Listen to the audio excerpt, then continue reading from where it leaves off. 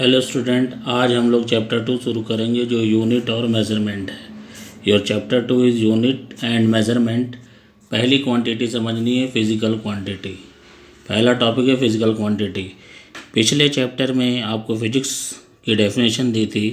Physics is the study of physical world, मतलब physics is the study of nature. अब उस nature में कई सारे फिनोमेना हो रहे हैं। कुछ ऐसे फिनोमेना होते हैं जो मेज़र हो जाते हैं, कुछ ऐसे फिनोमेना होते हैं जो मेज़र नहीं होते हैं।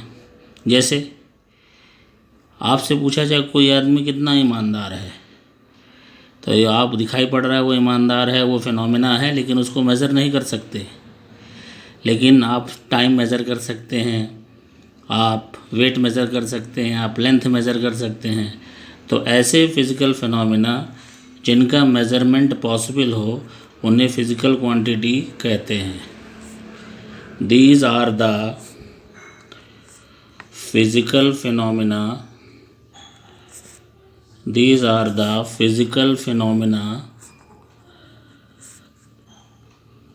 whose measurement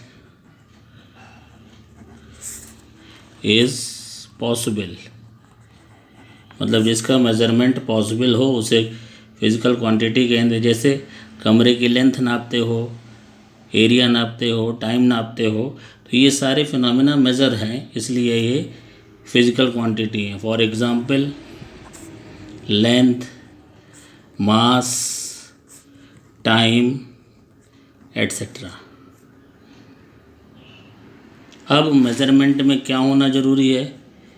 suppose that length आपने नापा और बोला 5 मीटर, तो हर लेंथ में या किसी भी मेज़रमेंट में दो चीज़ें हैं। ये न्यूमेरिकल वैल्यू है, जो भी डिजिट नज़र आएगी और उसके साथ एक यूनिट जुड़ी रहती है।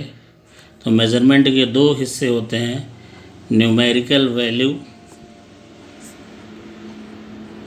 और दूसरी वैल्यू यूनिट।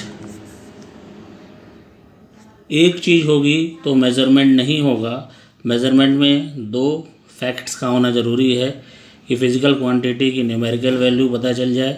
न्यूमेरिकल वैल्यू को n से डिनोट करते हैं, यूनिट को u से डिनोट करते हैं। अकेले 5 बोला जाए तो कुछ मतलब नहीं है, अकेले मीटर बोला जाए तो कोई मतलब नहीं। दोनों को एक साथ बोलोगे तभी लेंथ बिल्कुल क्लियर होगी। Length equal to 5 metre.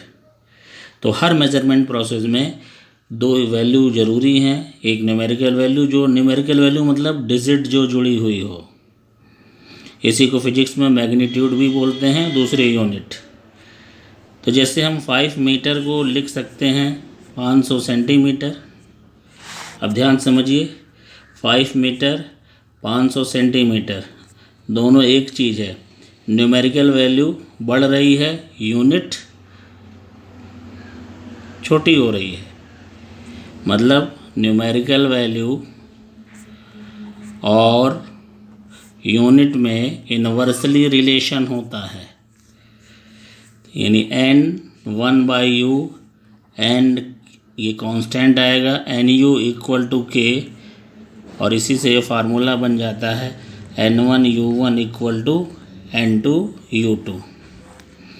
यानी हर मेज़रमेंट प्रोसेस में जैसे जैसे न्यूमेरिकल वैल्यू बढ़ेगी वैसे वैसे यूनिट छोटी होती जाएगी। 5 से बड़ा 500 होता है, मीटर से बड़ा सेंटीमीटर होता है। तो in every measurement process numerical value is inversely proportional to the unit and directly proportional to 1/u।